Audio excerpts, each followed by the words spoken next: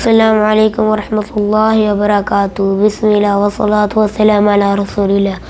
मेरा नाम ज़ुबैर है। आज फिर से मैं आप लोगों के लिए नई वीडियो लेकर आया हूँ। हमेशा हम कहते हैं कि अल्लाह अकबर, या नमाज़ पढ़ने जाते हैं तब भी कहते हैं अल्लाह अकबर। अल्लाह अकबर का क्या मायना है? इसका मायना है कि सबसे बड़ा अल्लाह हमें पैदा करने वाला है। अल्लाह को पैदा करने वाला कोई भी नहीं है। इस वीडियो में आप लोगों को ये दिखाएंगे अल्लाह अकबर का क्या मायना है। तो चलो वीडियो स्टार्ट करते हैं। नासा की यूनिवर्स के मुतालिक कुछ ऐसी हैरत अंगेज खोज जो कि आपके होश उड़ा कर रख देंगी। ज़मीन पर चलने वाली तेज़ तरीन हवाओं की बात करें तो ये 1990 के अंदर अमेरिका के अंदर एक टोर्नेडो में 480 किलोमीटर पर घंटा की रिकॉर्ड की गई थी। टोर्नेडो यानी हवा के तूफान के अलावा ऑस्ट्रेलिया के अंदर 1996 के अंदर ये हवा 408 किलोमीटर पर घंटा की स्पीड तक रिकॉर्ड की गई। इंसानी जिस्म 50 किलोमीटर पर घंटा की हवा पर पीछे पुश होने लगता है और ये हवा इसको पीछे धकेलने लगती है। 100 किलोमीटर पर वो अपना बैलेंस खो देगा, जबकि 250 किलोमीटर की हवा इसको उठाकर कहीं भी फेंक सकती है। और अगर ये 500 किलोमीटर पर घंटा की स्पीड तक पहुंच जाए तो बचने का तो सवाल ही पैदा नहीं होता। लेकिन क्या आप जानते हैं कि साइंटिस्ट ने ज़मीन से 500 लाइट ईयर दूरी पर मौजूद एक प्लेनेट को डिस्कवर किया है जहां पर हवा चलती है 32,000 किलोमीटर पर घंटा की स्पीड से। जी हाँ, 32,000 किलोमीटर पर घंटा की स्पीड पर। और ये इतनी ज़्यादा स्पीड है कि अगर ये ज़मीन के पास मौजूद होती तो इसके एटमॉस्फेयर को ही उड़ा के रख देती। इस प्लेनेट का नाम है वास्प 127b। अगर इस प्लेनेट की तरह ये हवा की स्पीड ज़मीन पर मौजूद होती तो कुछ ही सेकंड्स के अंदर सिर्फ ज़मीन के टुकड़े के अलावा हर चीज़ को ज़मीन पर तबाह कर देती, और इंसानों के तो कुछ मिली सेकेंड्स के अंदर टुकड़े टुकड़े कर देती। अब इसका मतलब ये है कि सिर्फ हवा की स्पीड ही ज़मीन पर ज़िंदगी को कायम रखने का फैसला करने के लिए काफ़ी थी। बाकी फैक्टर्स को तो आप छोड़ दें, और ये वो चीज़ है जिसको हम काउंट के अंदर ही नहीं लाते। आमतौर पर हमारा सूरज, जो कि एक दरमियाने साइज़ का सितारा है, देखने के अंदर ज़्यादा बड़ा नहीं लगता, लेकिन आपको बताता चलूँ कि ये इतना बड़ा है कि हमारी ज़मीन जैसी 13 लाख ज़मीनें इसके अंदर समा सकती हैं। जी हाँ, ज़मीन जैसी 13 लाख ज़मीनें सूरज के अंदर समा सकती हैं। लेकिन दिमाग को चकरा देने वाली बात यह है कि अब तक का दरियाफ्तशुदा सबसे बड़ा सियारा या फिर सूरज हमारे सूरज के मुकाबले में इतना बड़ा है कि हमारा सूरज इसके सामने एक बिल्कुल बैक्टीरिया बन जाता है, इनविजिबल बैक्टीरिया। और ये इतना बड़ा है कि हमारे सूरज जैसे 100 अरब सूरज इसके अंदर आसानी से समा सकते हैं।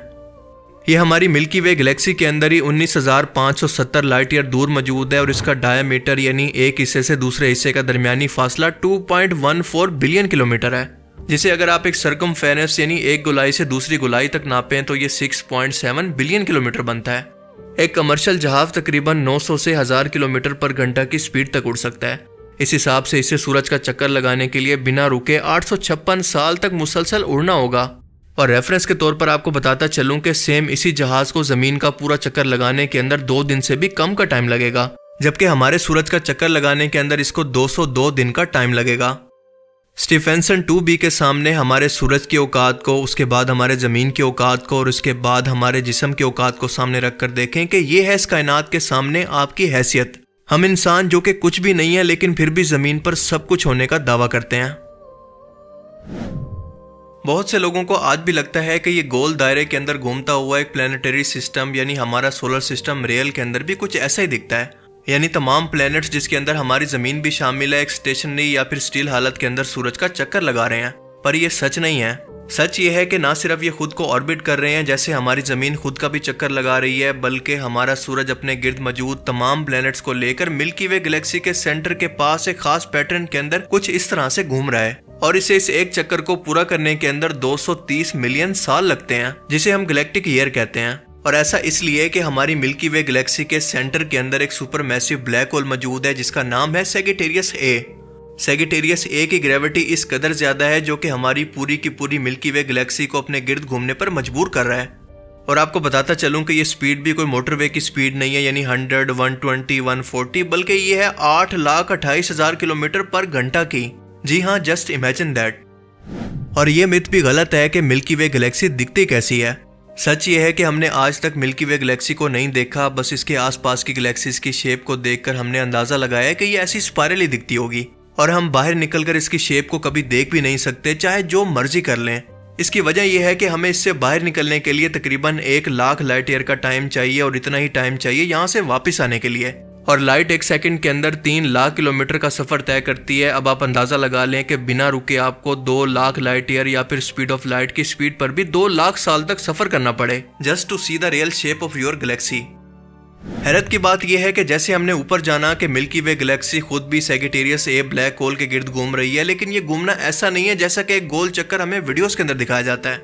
एक्चुअली ये घूमना दरअसल इस तरह की एक अजीबोगरीब शेप के अंदर है जो कि बहुत ही अमेजिंग भी है। मिल्की वे गैलेक्सी की इस खास रोटेशन की वजह दरअसल इसके आसपास मौजूद गैलेक्सीज की ग्रेविटेशनल पुल की वजह से है, जो कि पूरा एक ग्रुप है और इसको कहते हैं लोकल ग्रुप, जिसके अंदर 40,000 के करीब गैलेक्सीज मौजूद हैं। हमारी मिल्की वे गैलेक्सी की मूवमेंट का ये खास पैटर्न बिल्कुल ऐसा है जैसे कोई समुद्री जानवर बड़े समंदर के अंदर तैर रहा हो। दरअसल हमारी स्पेस भी बिल्कुल एक बड़े समंदर की तरह एक्ट करती है, क्योंकि ज़मीन की तरह यहाँ पर भी ग्रेविटी मौजूद ना होने की वजह से कोई भी ऑब्जेक्ट यहाँ पर फ्री फ्लोट कर सकता है, जिसको तैरना कहते हैं। और यही वजह है कि एस्ट्रोनॉट्स को स्पेस स्टेशन के अंदर भेजने से पहले बाकायदा एक बड़े स्विमिंग पूल के अंदर जीरो ग्रेविटी या माइक्रो ग्रेविटी के अंदर सर्वाइव करने की प्रैक्टिस करवाई जाती है, जैसा कि आप इन वीडियोस के अंदर देख सकते हैं। और इस मूवमेंट के बाद जरा इन समंदरी जानवरों को देखें, ये भी बिल्कुल इसी तरह से फ्रीली फ्लोट कर रहे हैं बिना किसी रुकावट के कि तमाम एस्ट्रोनॉमिकल बॉडीज जिस तरह से आसमान के अंदर फ्लोट कर रही हैं। और ये एस्ट्रोनॉमिकल बॉडीज इस तरह से फ्रीली तब तक मूव करती रहती हैं जब तक किसी बड़े सितारे की ग्रेविटी इनको खुद से बांध न दे। जैसा कि मैंने पहले बताया कि मिल्की वे को आज तक किसी ने इसकी असल शक्ल के अंदर नहीं देखा, प्लैनेट्स को नहीं देखा, तो सवाल ये पैदा होता है कि कुरान करीम के अंदर सूरह अल-अंबिया के अंदर वाज़े तौर पर टू दी पॉइंट अंदाज के अंदर किसने श्योरिटी के साथ ये इंसानियत को बता दिया कि चांद, सूरज और तमाम सियारे अपने अपने मदार्स के अंदर तैर रहे हैं।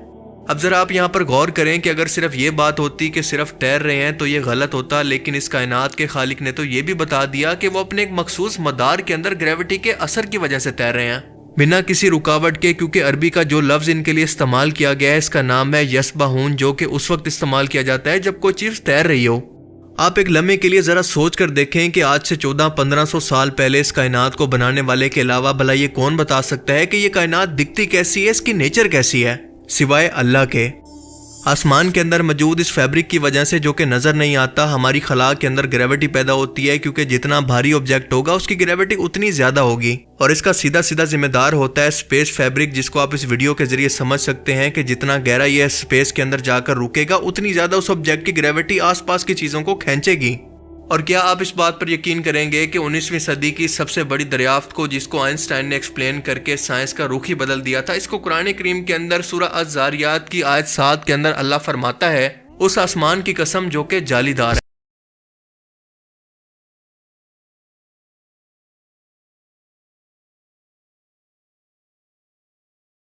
अब जरा ये देखें, यह है हमारी आंख और यह है एक नेबुला जहां पर सितारे पैदा होते हैं। ये है हमारी कायनात की शेप और ये है हमारे ब्रेन सेल्स का जाल जो कि मिलकर हमारी कॉन्शियसनेस को बनाता है। ये है हेलिक्स नेबुला और ये है हमारा डीएनए। ये है एक सितारे की पैदाइश और ये है हमारी पैदाइश एक सेल की डिवीजन। ये है बिजली की स्ट्राइक या फिर लाइटनिंग स्ट्राइक और ये है हमारी आंख की ब्लड वेसल्स। अब आप बताएंगे क्या आपको इसके अंदर कोई सिमिलैरिटी दिखती है? जी हाँ, इस कायनात के अंदर एक जैसा निज़ाम इस बात का सबूत है कि पूरी कायनात और हम इंसानों का खालिक दरअसल एक ही है। और अगर ऐसा ना होता तो हमें इसकी हर एक तख्लीक के अंदर एक जैसा पैटर्न कभी नजर नहीं आता, क्योंकि हर खुदा की अपनी अपनी एक अलग सोच, अलग क्रिएशन और अपनी अलग इंजीनियरिंग होती। पर हम देखते हैं कि ऐसा नहीं है। उस अल्लाह की, उस खालिक की तख्लीक के अंदर बिल्कुल एक जैसा पैटर्न है, और ऐसा इसलिए कि वो खुद चाहता है कि हम उसकी निशानियों को देखकर उस तक पहुंचने की कोशिश करें। हम सिर्फ इसको कोई इत्तफाक न समझें, बल्कि हमें अंदाजा हो कि हम इसी कायनात के अंदर पैदा करके जमीन पर उतारे गए हैं, जिसका सबूत खुद हमारे अंदर मौजूद है। अल्लाह ताला की एक सिफ्त का नाम बदी भी है, यानी वो बगैर किसी मादे वगैरह के और बगैर किसी नमूने के अपनी मखलूक को पैदा करने की सलाहियत रखता है, जो कि खालिक की डेफिनेशन भी है। सूरह अल बकरा आयत 117 के अंदर अल्लाह फरमाता है कि वो अल्लाह आसमानों और ज़मीन को अदल से वजूद के अंदर लाने वाला है, और जब अल्लाह किसी काम को वजूद में लाने का फैसला कर लेता है तो बस कह देता है और वो काम हो जाता है। अल्लाह ताला से दुआ है कि वो हमें समझने की और नेक अमल करने की तौफीक अता फरमाए। आमीन। आप लोगों ने वीडियो देखी, सुबहान अल्लाह, अल्लाह अकबर। ये था अल्लाह अकबर का मायना। अल्लाह ने दुनिया के अलावा ऐसी ऐसी चीज़ें बनाई हैं जो हमारा दिमाग सोच भी नहीं सकता। इस वीडियो में आप लोगों को सीखने के लिए क्या मिला? इस वीडियो को लाइक करें, शेयर करें और मुझे कमेंट करके बताएं आप लोगों को ये वीडियो कैसी लगी। अस्सलाम वालेकुम।